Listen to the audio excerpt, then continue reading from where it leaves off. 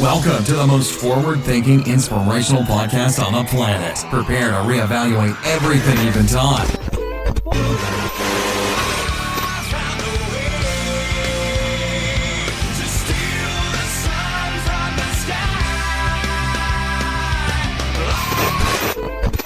And they can tell us we're crazy, and we can say, well, you haven't seen anything yet.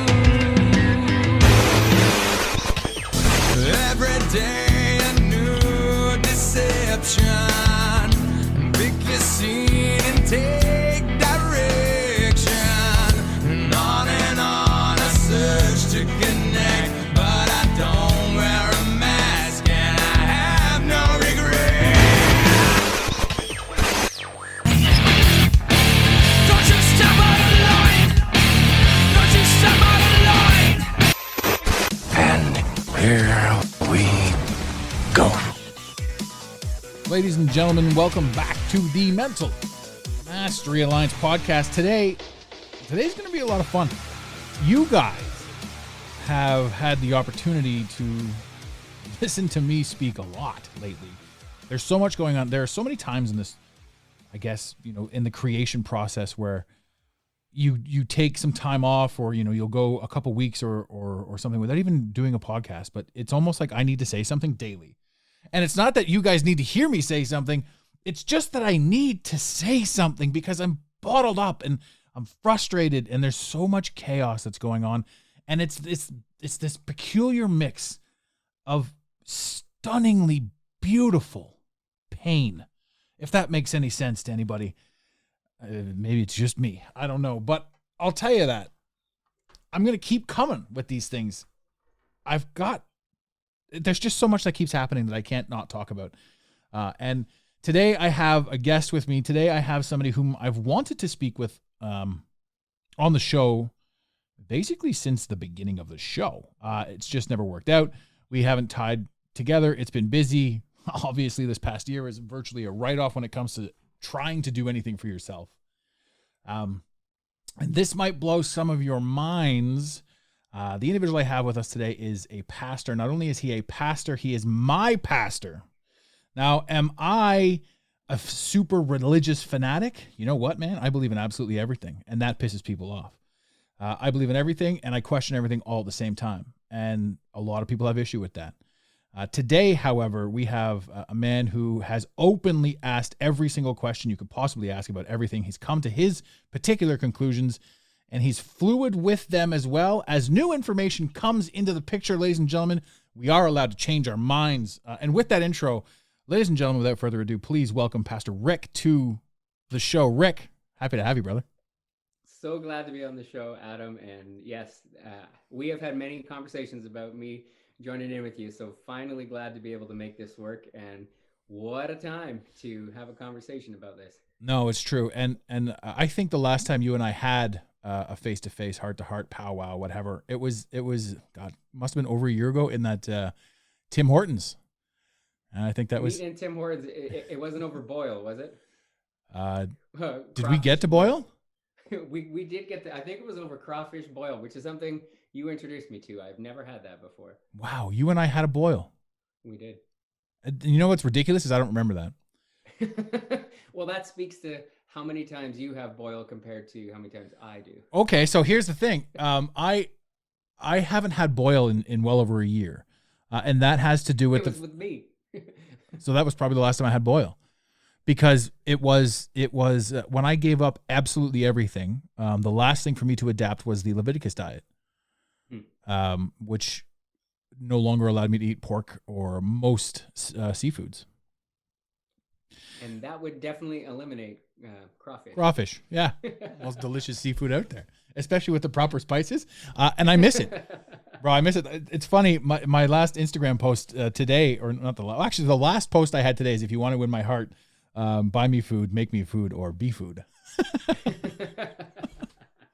I keep getting tangled up on this. Sorry about that. I'm making noise and my voice is shifting all over the place. So man, here we are, 2021. It's a crime to be a Christian white male. And yet I'm still walking around free so far. For now, you haven't pissed off the wrong person. But it is absolutely a crime to be a Christian white male. And it's a peculiarity because everybody's got their opinions and everybody's got something to say. And it seems like, regardless of anything, it's a fight narrative. It's not a, hey, this is my side. Hey, this is the point. Hey, what's your side? It's a, you're wrong, I'm right. Headbutt, clash. I don't even know. And here's the thing. You guys have this remarkable facility. And regardless of anything anyone wants to believe about organized religion, your main purpose is to help people be happy. And the government, our entire lives, the government has said, separate church and state, separate this, separate that. But now we've got the government telling us that we are not allowed to assemble in the house of God. And again, to the audience members, it doesn't matter to me where you stand on religion. Religion is, every single thing is a belief system. You can believe whatever you want. You're totally free and allowed to do that on this show. You can sit there and have your beliefs, right? It's about fighting, not fighting, and all that sort of stuff. I'm not here to pinpoint. I feel it's peculiar to me that I feel like I should state this. And I know to my audience I don't have to. But this isn't we're talking Christianity, so we're anti everything else. We're talking religion and the principle of faith at this moment in time. What's it been like? What's it been like at the church lately? What are you dealing with? Well, I think the ridiculousness of this year has brought everyone's emotions just up 150%. Mm-hmm. So what we have been dealing with is the outflow of people's greatest fears or people's greatest passions. And so we have got people who would like us to be protesting. We should be out there holding signs, throwing rocks. We've got people who would like us to be protesting lockdowns. We got people who would like us to be protesting anti-Black racism. We've got people who would like us to just close our eyes and fold our hands and just say the most religious thing you can do is be peaceful and just kind of ignore what's happening and just stay in your home and pray. And when this is all over, we'll be good. So I think what's been highlighted to me over this year is whatever was your minor extreme has just been highlighted and pushed to the front so much. And people are angry, people are hurting, so they're going to make their voice known. So then you put together thousands of people from 100 different backgrounds who all have a point of view that they really, really, really believe is not only important, most of them really believe that God has told them to act this way and to be this way and to make sure that the church acts this way. So it has been a fascinating year within the church just to try and keep everyone in some kind of organized fashion moving in the same direction. We have not been moving in the same direction, but we have been doing our best to give people one kind of forward momentum, which is, as you said earlier, it's about if we can help people in this situation. So if you need food, let's help you get food. If you are stressed out, let's help you calm down. If you need access to just connecting with other people or connecting with God, then we'll give you a chance to do that, regardless of what your particular slant or passion is. We want to help you and help you find God through a crazy time of our life. That actually, you brought something up there that I never even considered at with regards to this particular show. You mentioned if you need food, ladies and gentlemen, to the audience members that are in the Greater Toronto area right now, you can reach out to your local church. They will help, and you can certainly reach out to Portico, where Rick is from. They are standing by to help. If you have any food needs, if you have any clothing needs and shortages, I'm sure everything can be handled and sorted through there.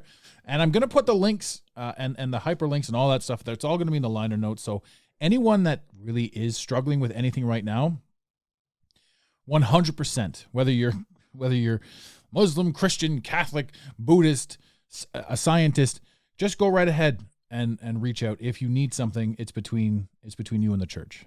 They're here to help, and there's nothing much more to it. And we all have our pride, and we all have everything. But in a moment of openness, I'm going to say, that's an option, and that's out there. So, well, yeah, this has been a year that the food bank has seen 3 times as many visits, and we've just been continually, let's just raise food, raise money, help people, because people have lost their job. People aren't allowed to work. So when you're not allowed to work, then you're not going to be able to eat. And I mean, like we were talking earlier about like the crawfish boil place. Like, hey, Tim Hortons has stayed open, but all those restaurants haven't been. There's people not allowed to work, so which is just crazy. So this is the time when we do need to put the pride aside and just ask for help when you need it. Yes. Do you have a donations link as well if people want to donate cash? Yeah, you go to portico.cc/donate, portico.cc/donate, and you can donate financially, and you can just target right on there. You want it to go to community initiatives. Your money will go to the food bank. Actually, it'll be in a drop-down menu. It'll say benevolence. The only place that money will go is to people in our community that need help with food or need help with clothing or need help with counseling or something like that. That's amazing. That's going to be in the liner notes as well. And I myself will be making a donation at the end of this episode. But if you guys can donate anything, $5, $10, $20, anything you can, it all helps. And this is an interesting, it's just such an interesting time. You know, I sit here and everybody that's listening to this show knows me as the guy that's going to poke the beast and slap the bees or whatever you do. But you know, at the end of the day, my heart is huge. My heart is open to absolutely everything. And I want the best for myself, for my community, for everyone listening to this, for anyone that's ever been influenced by anything. If you've got $1 to spare, by all means, spare it. Even if you don't have $1 to spare, what's that saying? Spare it anyway. It's amazing not what comes back to you, but what is created out of generosity as opposed to fear and scarcity. So, you know, this isn't you know, we're not sitting around doing a kumbaya this whole episode. It would be foolish of me to have not at least offered that link out to this audience. And ladies and gentlemen, in Florida, we have a huge audience in Florida. I know you guys are busy soaking up the sun and partying and having a great time. If you donate $1 American, that's usually like 8,000 Canadian dollars. So that really helps up here as well. You can feed a family for a month on $1 US. $1 US. Of course, we're being facetious, but it's true. It's a thing that you know, and we're also envious of all the sunshine that you have down there and the lack of Doug Ford. So it's now jumping into politics again. You know, we live in this world where it's always been a separation of church and state. But now we've got states saying do not convene. And here's the really screwed up thing about this whole narrative. It's, you know, the numbers, there's no factual evidence to any of these numbers. There's just liberties being lost. And to me it's mind-blowing that I would say that we've put up with it for so long. But at the same time, I feel that humanity needed to be pushed because we were too comfortable, because we were too lackadaisical, and we weren't, you know, it's not so much that, you know, this like we have to remember this, if that makes sense. We have to remember how crazy they were able to navigate us and to move and to change, and simply because we all own televisions. You know, one of my favorite sayings in the whole world right now is there's a poor sucker sitting beside the most beautiful waterfall in the world who doesn't own a cell phone, who doesn't know that the world's gone to shit. Right? Because it's outside of his window. It's outside of his per diem, as it were. You know, and from the church, we've taken it from the lens that we are not going to be the ones that are going to be making the headlines and getting people arrested and getting people together. And actually, we have used this season and the thing we've been talking about Sunday after Sunday, as summer turned to fall, turned to winter, back to spring here. We have been talking about actually how we can use this season as Christians to really evaluate where our faith is. And again, to your listeners, they might not know this about you, but one of the things I appreciate about you is that you can say, hey, I want to find where God is, but I don't have to accept it. I mean, this is within character. I'm sure everybody would understand this. I'm not going to accept it in the way that it's packaged and presented to me. But I mean, that's the whole thing about Christianity. It's morphed and changed and been packaged for 2,200 years. So no, 2020 years. So where we are now is nothing like what the faith that we would say, hey, this is the faith that Jesus talked about, that Jesus lived. And we've spent this last year at our church just going, hey, what is actually essential to our faith is not, can we get 1,000 people into an auditorium and have a big celebration and feel good about ourselves. What's actually critical is that we make sure that anyone who wants to find God, we help them do that. And then we help them live out a life that represents God in this world. And part of that is, bringing people together and having times when we can celebrate that, when we can do teaching, when we can just have relationships together. But that actually isn't the crux of what we do. The crux of what we do is help people find God and then help them represent that in his world. So we don't want to get people arrested. We wish we could get people together without the threat of being arrested. And we've seen lots of people take that route, but that's kind of the lane that we've chosen this year, is to use it as a space to help refine ourselves. Well, two things to that. To any of my listeners who are anti-church, I mean, I totally get it. Because you're right. There's a delivery mechanism that is quote unquote church. And again, there's a huge difference between Christianity and Catholicism and all that sort of stuff. But I will say, the fact that the topic of conversation at this up until this point here, 15 minutes in, has been God, has been unity, has been community. Every last one of you listening right now is technically in church, so suck on that.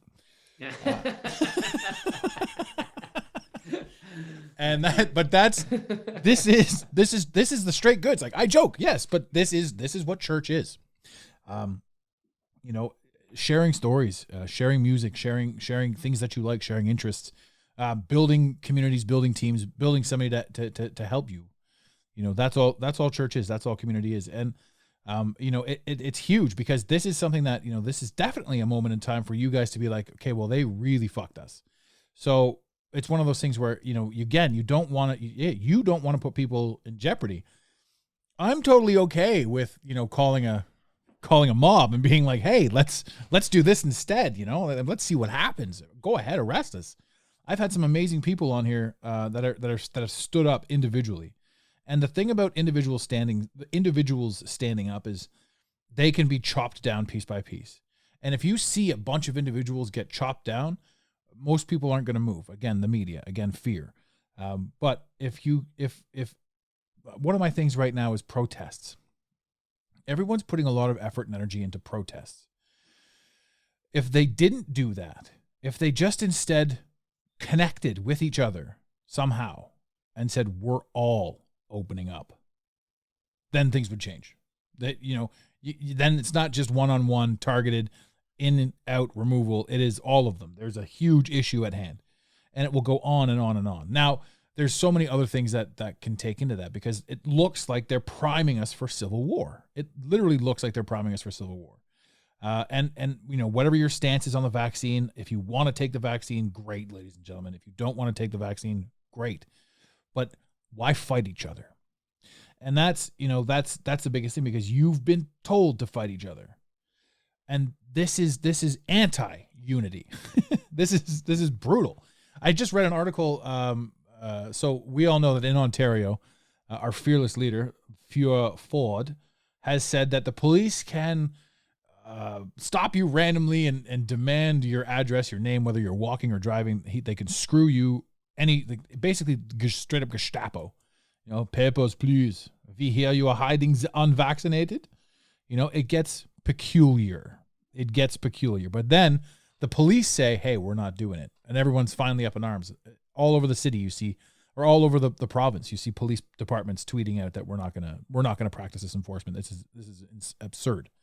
And then you see today, one of our other leaders, the NDP, barking up to Justin Trudeau, saying, you should implement military measures in Ontario. In other words, what he's saying is you should have the military help with the vaccine, quote unquote, all ginger and kindly. But what he's actually saying is you should have the military enforce these checkpoints the police don't want to enforce. So any way we slice it or look at it, there's a whole collective of people that are not working in your favor. And anyone that is working in your favor has been called a conspiracy theorist. And I mean, I don't understand why this needs to be the way it is. I don't understand I don't understand anything really, but I guess you don't really need to until it's all said and done. You can finally see the play out. I do have a question for you with regards to another province. So what's your personal take on Grace United? They've chosen a lane and they go, we are going to stand for what we are allowed to do. And, I'm not going to be critical of it because I don't think they're in the wrong for that. I think anyone that goes, hey, this is our country has changed. This is our right. What are we doing here? I'm not going to be critical of that. It's just a lane I can't choose because I think one of the problems of the modern, especially the Western modern megachurch, like if you got people in Florida, you totally get this. I represent 2,000-3,000 people who have a really different understanding of what's good and what's not.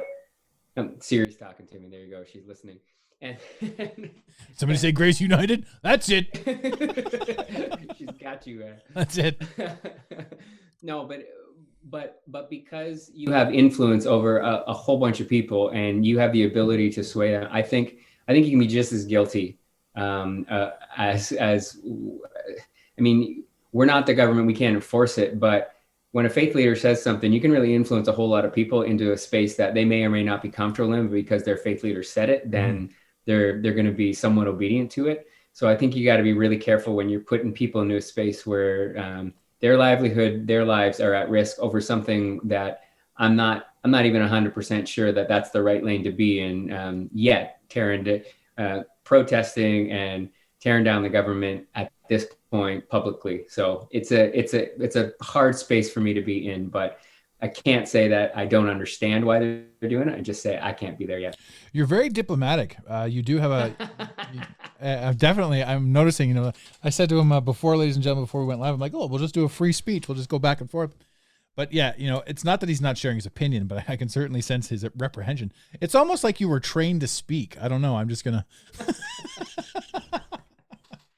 Could be. It's honestly, it's such a tough spot. And I applaud again, you being on the show because technically it's a controversial show simply because we have free thought, but now you're a controversial character just simply by who you are and what the world around you decided to do over the past year, so it's a crazy spot to be in when one day you're your local pastor and you're handing out cookies and you're handing out ideas and you're helping people and operating blood drives and all this fun stuff. The next thing you know, you're the bloody devil.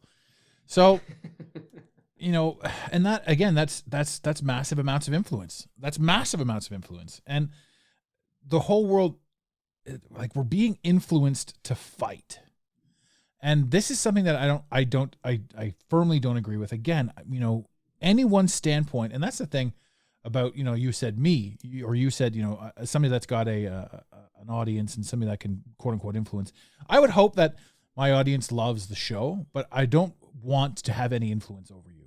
I want if I have any influence over you, it's that you exercise your free thought and that you don't agree with me and that you do, or that you have an opinion. But I mean, it's so funny because the people that don't agree with me, here's the weird thing about the same society, right? I'm very much on the internet. And if you don't agree with me, you can pop up at any one of my random locations and fucking run your mouth, right? And there's nothing I can do about it. It's just you sharing your opinion and you. But the funny thing about that is you took the time to seek me out. You clicked on my face. You listened to my show. You went and found some forum to write a comment on.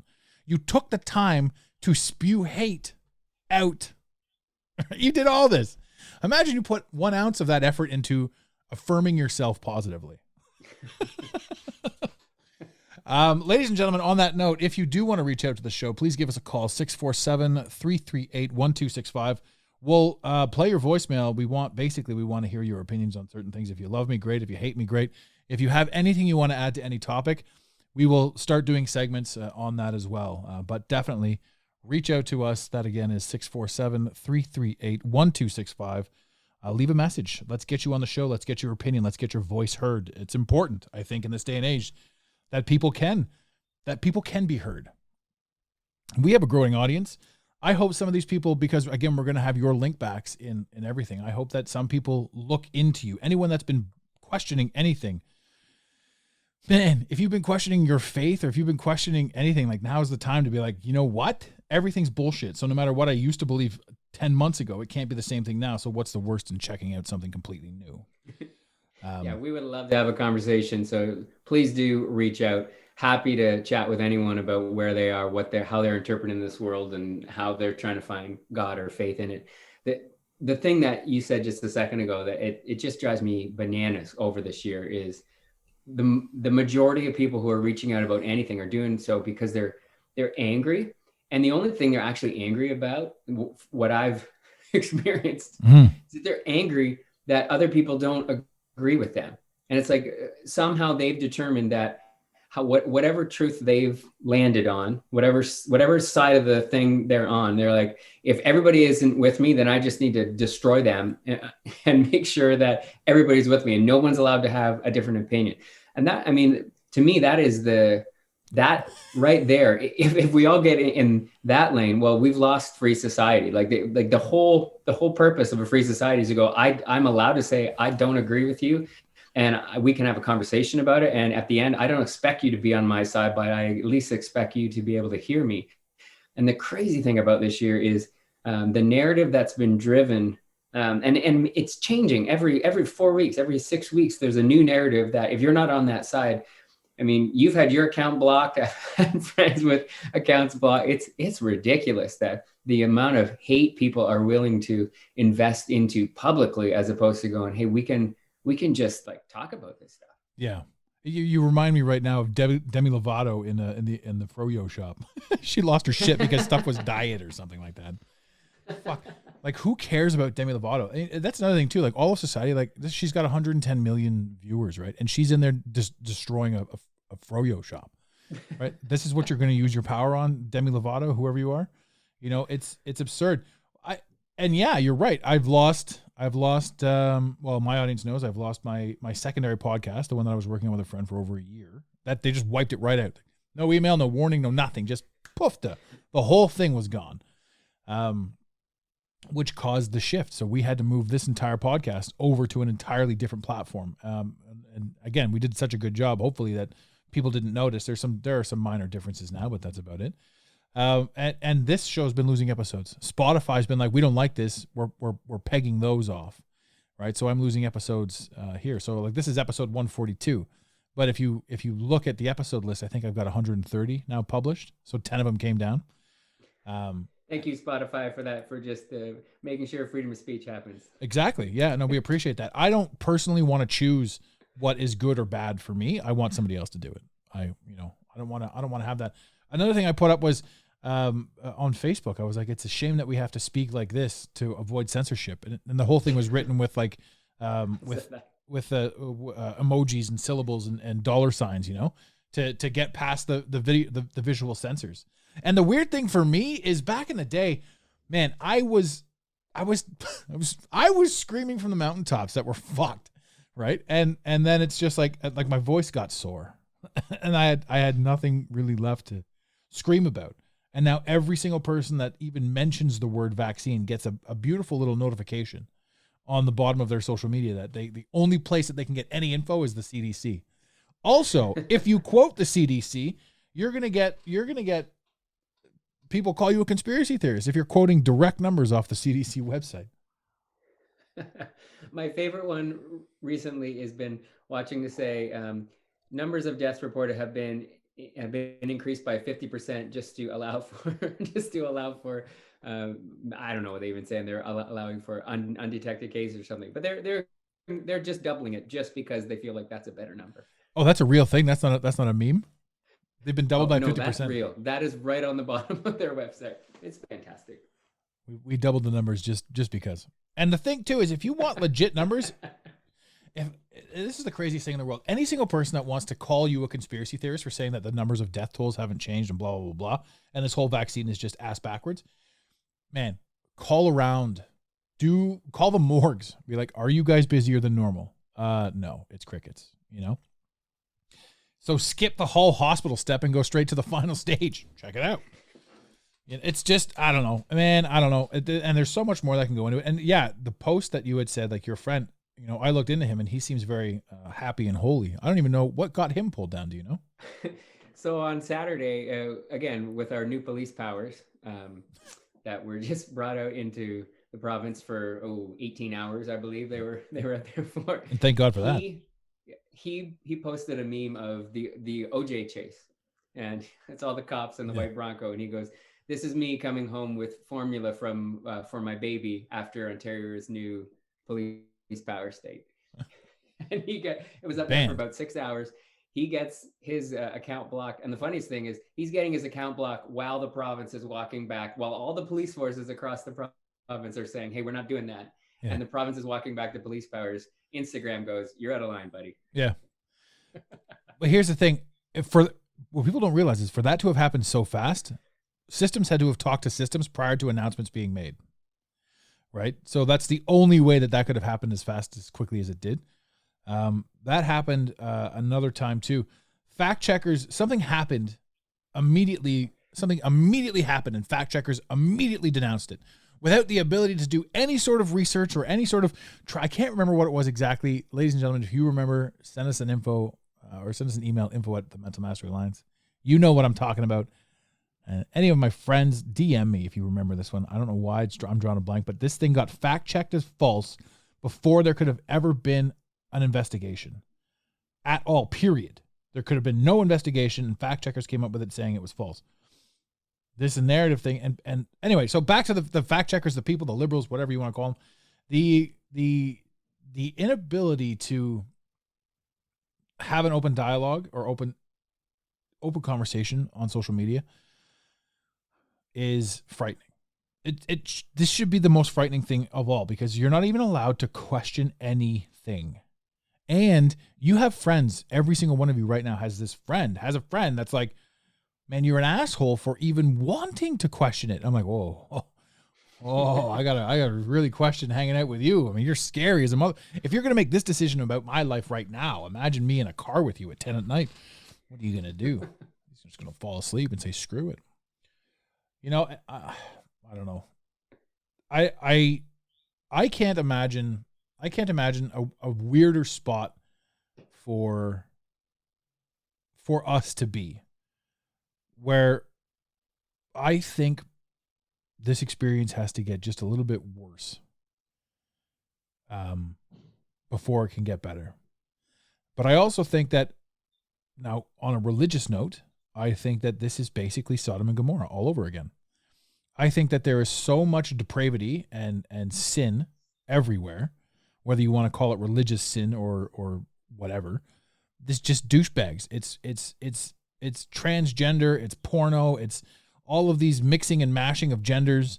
It's climate control, it's cold, it's hot, it's one's open, one's closed. There's flooding in Florida, there's forest fires in California. Like, we're literally living in this peculiar post-apocalypse spot. And the last time this happened, the heavens opened up and God rained fire on Sodom and Gomorrah. And that's just a story in the Bible until you actually see the artifacts that clearly make it look like something rained pure fire down on these cities, and certain things that survived it were like, this fucking burnt right up. And then, I don't know. But, well, that's actually that's an interesting point, and I want to jump on that. There's a big debate in the religious world right now that goes that you got people on one side going, "Hey, Christians are prone to every conspiracy theory because they see the world as everything is this big narrative, a battle between good versus evil." And it's not just Christians. We've got a lot of people who go, "I see everything through a lens of there's good going on, there's evil going on, and one's going to win." And then you got other people who are on the other side going, "No, I only see this as things happen, people make decisions, and there's consequences based on decisions." And I think you've got to pick one of those sides to interpret this past year and see, hey, can I find God in this? Because if you interpret this as, hey, this is just a bunch of coincidences that have happened, that have led us here, and people are just making decisions, then you're gonna see everything that's rolled out from one point of view and through one lens. If you see this as this is just part of the bigger narrative of good versus evil, then you're going to interpret and be a lot more skeptical and wary of everything, because you're seeing, this stuff is playing out with purpose, not just in random. It's 100% playing out in purpose. And to be honest with you, I don't know where I stand on your pick one side. I stand right in the middle, or I stand on both sides if that's possible, because I firmly believe in contrast, and you know, my dealings with the church, they're fine. I stand fine and firm with the church. I agree with you guys on some stuff and disagree on other stuff. I disagree with your brother on a lot of stuff, but if you're listening, brother, just know that you're on my radar. So for me, I firmly believe in contrast. Like, without death, there is no life. Without evil, there is no good. In my hunting and my travels through Christianity and through religion and through science and through a certain amount of beliefs, it really all comes down to, well, it doesn't really all come down to, I shouldn't say that, but there are so many things like there's evidence that Satan isn't Lucifer, for example. Lucifer was the head of the choir. He was the archangel. Lucifer was the band guy. He was but Satan is this huge, demigod individual. But there's proof that, or not proof, there's story and lineage that have Satan actually not being a fallen angel of God, but rather being another god, being the god, the sun god, Saturn. And so God, the Christian God, would have been sort of at war with the sun god Saturn, both being different entities, both being different creators. And so like there's leverage to that. There's all kinds of difference, because you can look into the black cube of Saturn all over the place, but it also intertwines with all of the satanic imagery that comes through all of the music. Every single thing that's ever been released musically, for the most part, is satanic. And that was Lucifer's gig up in heaven. So like the two of them cross over. So it's possible that, Lucifer and Satan are chilling, but they're like different entities. And there's a ton of people that I would love to talk to that are just as religious, but that are, I'm not saying the Church of Satan, because that's an actual thing, and that's fucking retarded. But there's so many different, like the love God. Yes, Lucifer is like the mother Lucifer. No, Mother Satan, fuck, I don't even know. I'm just going to drop that whole thing, because I'm not getting it wrong. It makes me laugh. This brings me back to the last person that was ripping on me. I got these facts messed up. So, ladies and gentlemen, to that individual, if you're listening to me now, feel free to leave another fucking review. I got the islands mixed up between Ellis Island and Liberty Island at one point when I was talking about not conspiracies, the Mandela effect, which is such a fascinating thing. And it's also a beautiful segue. So I literally just took Satan and segued into a great Mandela effect with you. Which is not really a jump you want to make all that often, but hey, it works today. We'll allow it in. It works today. What in your Bible, in your memory, what animal lies with the lamb? The lion. That is incorrect, sir. It's the wolf. The wolf and the lamb. Right. Now here's a beautiful Mandela. To everyone listening, I didn't prompt him to say anything other than what he already knew. This man is a pastor. He has been in the church his whole life. And he said the lion. So there is your Mandela effect for the day, ladies and gentlemen. Because if you open up your Bible and if you read that passage again, it is the wolf. I feel like you're looking at it right now. I'm looking at it right now. This he came prepared. So I got, I just Mandela'd an actual pastor. You all heard it live. And that's a fun thing, right? So that's the Mandela effect. So you don't misremember that, because it was the lion and the lamb. But the Mandela effect changed it throughout the course of everything that ever existed, even the Bible that your grandfather handed to you. It is now, I'm confusing. It's the wolf. It's the wolf again.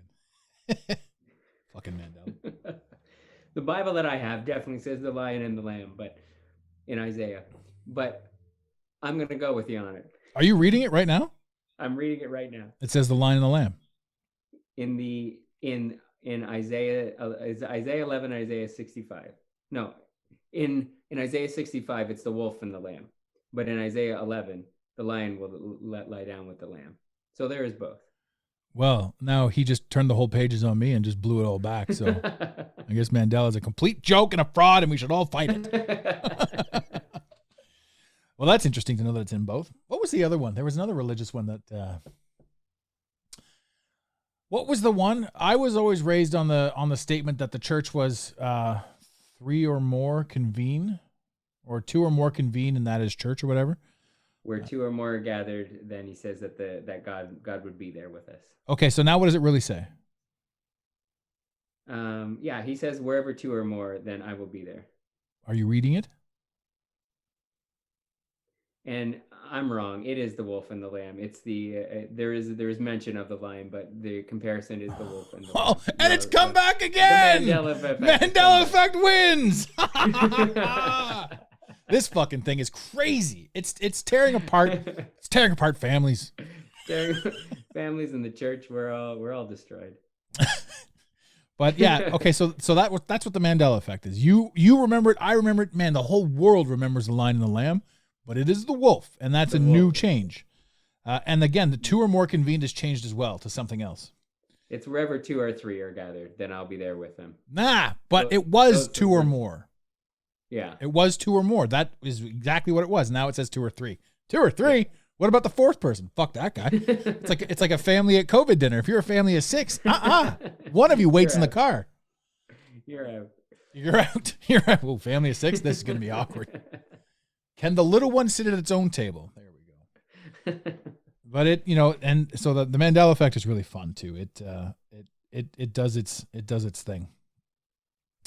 But that is, that's a truth. That's a reality. And that was what the Mandela was the Statue of Liberty on Liberty Island or Ellis Island. And what, to this day, I don't give a shit. I can't remember. I just know that it was changed. So buddy who ran his mouth before, if you're listening again, suck it. It's fun being an internet individual who has these conversations, who just openly talks about whatever they want. You see anyone decide that they want to fight you, and after the first few ones. And it's funny too, because the podcast and the Instagram are two very, like, we are tied. We are the same person, but you wouldn't know it. You wouldn't know it to read it. But that's the thing. If people feel you're wrong, they are more than happy just to blast you. Oh, yeah. And say that you need to know that you're wrong and I'm right. And I think that's the craziness. This last year has just ramped that up and made people even more angry that if anybody thinks differently than them, I'm going to rip you down.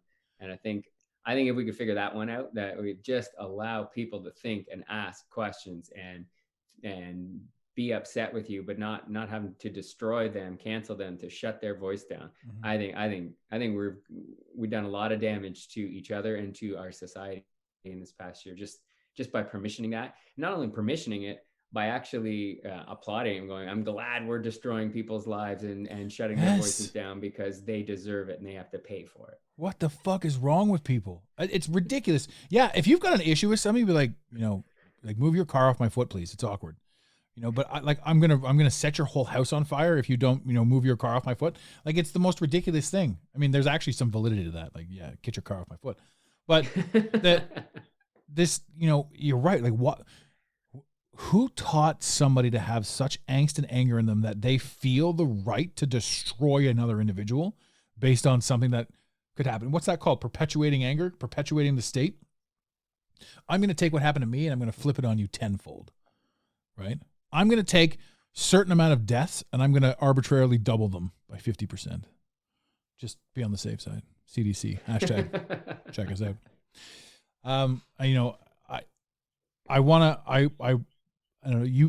There's no other real better way to basically wrap that show that, that point was predominant.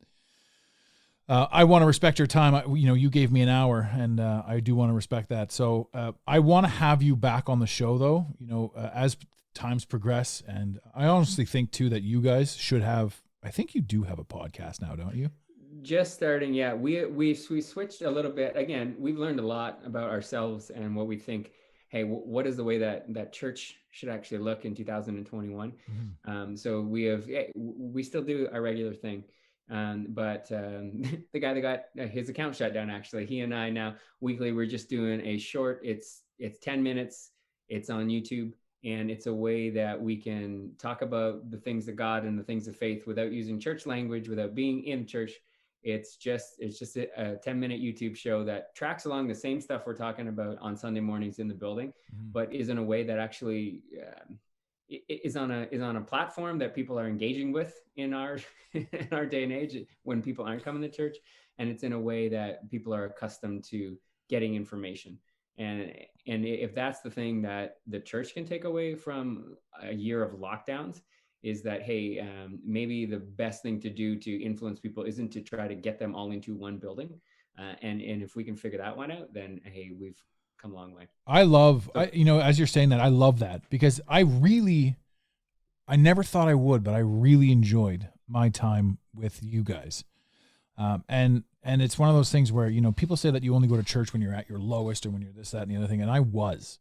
When I met you, I don't know if you remember, this is a fun story actually, but I was in the most pain I'd ever been in my entire life. I was suffering from sciatica. I had the back pain. I couldn't stand or sit at your sermon, so I was the guy that was fidgeting in the background under the lights. You were looking back, what the fuck? So that was me, and I was in excruciating pain to get to church, to stay at church, to be there, but I always felt good. It was also the first time I ever prayed in my life. Not being able to deal with the pain. I was not able to, it had been months since I'd actually had a night's sleep. It had snapped my brain. No sleep, no this constant pain. It snapped my brain. But I remember praying and nothing happened. And I was like, this is stupid. But I flat out prayed to the Lord above and nothing happened. And then the next day I woke up without an ounce of pain. And it blew my mind, and it lasted for 12 hours. And it was also on that day that I realized that you have to pray more than once. But it was, I don't know if you remember about the church. I met you at, you were at one church for like 10 minutes because you were amalgamating. We were helping them. Yeah. We were helping them through a little bit of a financial trouble and selling it. And I remember you emailed, and the guy that emailed back was named Jesus. And that was the sign. So I send a random email to an info @ and I get an email back from Jesus saying, you got to reach out to Rick. And from that moment on, Rick and I are going to be friends from life. I'm like, Jesus told me to get a hold of you, bud. So here we are. And that's a true story. So I randomly emailed a church. Jesus got back to me and said, talk to Rick. Rick's your guy. And I said, I'm sticking with him. Man, I'm so happy to have finally had you on the show. This has been a blast. We're going to have all your links in the show notes so people can go and they can donate. They can connect with you guys. They can check. They can ask questions. They can do whatever they want. Ladies and gentlemen, this church, this world that we live in, it is church. And like you said, man, getting people into the building is one thing, but the fact that you guys can reach so many more by having the video podcast or a podcast in general. If you guys ever take on guests, I'll come on the show. I'm pretty good. I can drop the swear words out of my speech and just carry myself. I'll wear a suit and tie or something like that. You got 10 minutes. Can you manage it? I'll just sit there and listen quietly. But you guys should do more tours, because there's so much more. There's so much more to spirituality than is brick and mortar. There's so much more spirituality than is any religious sect. You're looking for options. Everything we've ever been told with regards to virtually everything has been a lie, ladies and gentlemen. And when that really does set in, you can open your mind to take on anything and be a part of anything and grow with anything and experience anything, whether it's a new religion, a new faith, a new group of people, a new connection, a new entity, a new essence, a new power, a new energy, whatever it is. Don't limit yourself to any of it. This isn't a holy God podcast, but there's something out there. There's something in control of this. There's something that is, strings are being pulled somewhere, somehow, some way.